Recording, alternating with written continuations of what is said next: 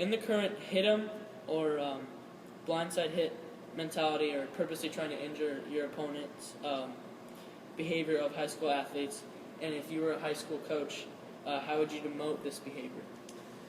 Well, it's definitely an attitude that needs to change. I think growing up in my time in sport, it was, and I grew up playing contact sports like lacrosse, football, hockey, and we were always taught to finish our checks and to play the body, and I'm not saying the games need to completely eliminate contact, but I do think that we need to change the way we look at the big hit and how we celebrate the big hit and promote the big hit, and really make our players understand the long-term repercussions of reckless play and reckless contact. If you could take everything that you know now about concussions and apply it to be your beginning of your playing years, and continue it now, what if anything would you change about how you played the game, or how you reacted after hits to the head? Yeah, I remember as a young hockey and lacrosse player in particular, I would look for players and target players who had their head down and that actually didn't, were in no position to defend, and that was kind of, that was encouraged by your coach at the time, is that when somebody's head is down, then hit them as hard as you can, and so that's one thing I would change. And as a player, I used to look up to some of those physical type of hockey and lacrosse players and try to emulate some of the things they were doing, and that was one thing in hindsight that I would have avoided. And I think in lacrosse in particular, if we focus on the ball and the possession of the ball and kind of shift away from the mentality of hitting somebody when they're not in a position to defend themselves, that's when we see when players are put in really compromised positions. With that being said, do you think you could diagnose every time you got a concussion and take the right time off, like Sidney Crosby, because you know yourself well enough? Yeah, I think so.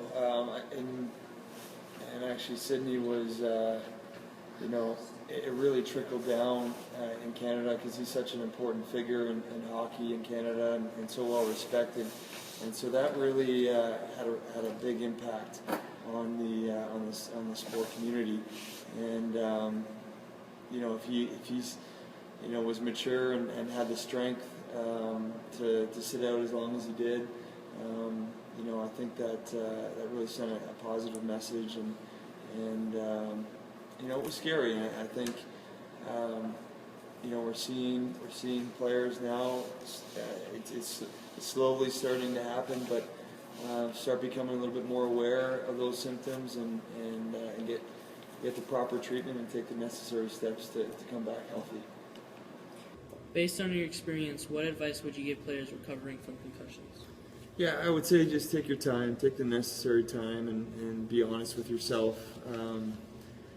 It's you'll know when you're ready, and I think getting the proper treatment and trust in your doctor and sticking to that plan, and also there's a lot of things that are out of control when you have a concussion, but focus on the things that you can control: proper nutrition, obviously rest, and that will definitely speed your recovery and help you get back to playing healthy. How do you think lacrosse should leverage the work that is being done regarding concussions in football and hockey? Yeah, I think that's huge. They're obviously devoting, because it's such a prevalent issue now, they're devoting a lot more resources to research on the issue. So lacrosse is definitely going to benefit from that. And I think lacrosse has an opportunity to be a leader in that way, and really continue to kind of spread the information out to the lacrosse community and build that awareness. What would you recommend to protect players from concussions from an equipment standpoint?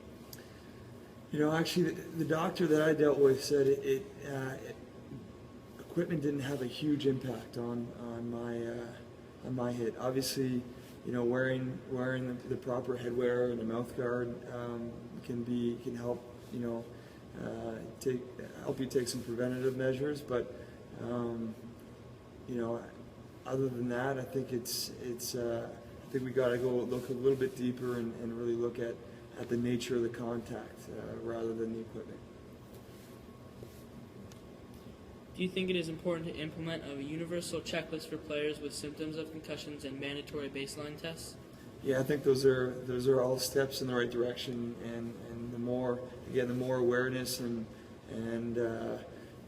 there's so many different ways to look at concussions, but I think if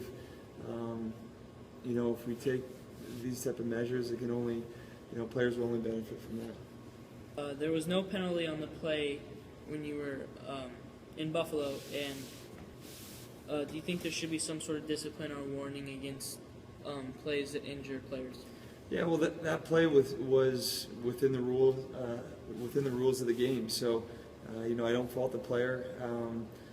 He was playing within the rules of the game. So I think we just need to.